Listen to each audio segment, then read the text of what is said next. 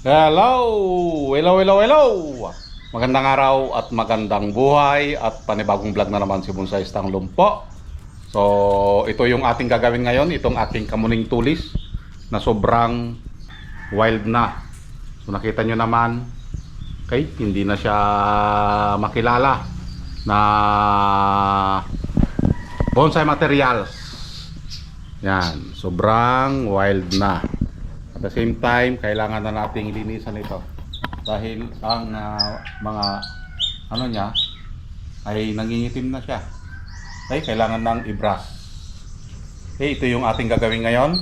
Samahan nyo si Bonsai Stang Lumpo para gawin itong aking kamuning tulis. Okay? Sobrang kapal na ng sanga na tumubo at kailangan na nating tanggalin itong mga to. So kung hindi ako nagkakamali, sa lower branch halos isang taon na pinawild natin. Ang trinitrim lang natin dito, so nakita nyo sa mga nakaraang video niya ay yung parting taas, and then sa right side yan yung tinatanggal natin na yan. So yan lang yung tinitrim natin noon, pero sa lower part kanina na sanga ay hindi natin pinutulan yon. So nakita nyo naman kanina, wala na sa ayos yung itsura ng ating bonsai. So balit palitawin natin ito na magmukha ulit na bonsai dahil kailangan na nating putulan yung mga ibang sanga dahil na pag-iiwanan yung mga mahihina. So tanggalin lang natin lahat.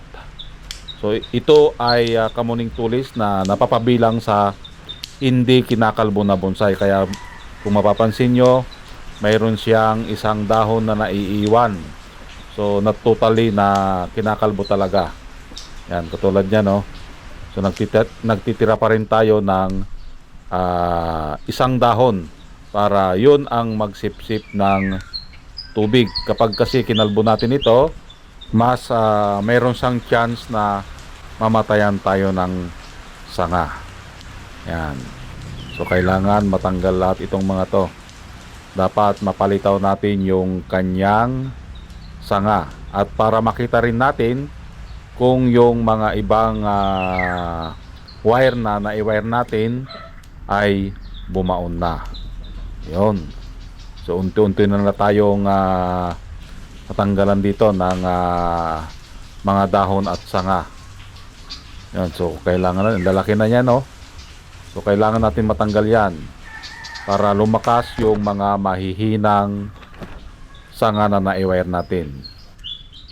Yun, after nating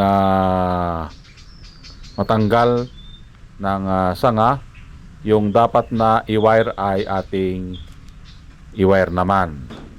Tulad niyan. So kailangan i-wire natin ito para magkaroon siya ng sayaw. Ito yung sinasabi ko kanina na halos isang taon ito na hindi natin pinutulan dahil pinapalaki natin ito.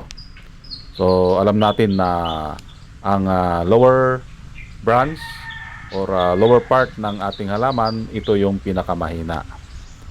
Yun. So at kung mapapansin nyo pa, yung kulay blue dyan na parang moss, yan po ay tela na inilagay natin. Dahil kapag summer, madali siyang ma-dehydrate. So ang purpose niyan para mapanatili yung wet. Aguy, aguy, aguy, aguy, aguy. Sana all napapanatili ang wet. So putol lang tayo dito. Yan. At yung ibang part, wag nating putulan dahil pinapalaki natin ito. So may purpose yan, yung kung bakit natin hinahayaan na hindi pinuputulan. Ibig sabihin, pinapalaki natin yung part ng sanga na yon. Katulad yan, walang putol. Madali lang magputol, split of seconds, mapuputol natin yan. Pero ang magpalaki, abutin tayo ng mga ilang buwan, minsan taon pa. Yan. At malapit na tayong matapos dito. So, unwire ulit ito and then i-rewire dahil ito yung sinasabi natin. Nakita natin na bumaon na yung kanyang pagkakawire. So, kailangan natin tanggalin yon para hindi masugatan ng gusto yung ating sanga. Aguy, aguy, aguy, aguy, aguy. Para hindi masugatan, kailangan baklasin. So, ibalik lang ulit yung mga tinanggal natin na wire para yung sanga ay maiayos ulit yung kanyang pagkakaliko or yung pagkakaporma. Yan. Yon! At natapos na nating i-wire. Okay? Ito na yung kanyang itsura. So, mula kanina, from wild at naayusan ulit natin. Okay? So dito pa lang sa lower part ng sanga ay ito ay binubuo pa natin.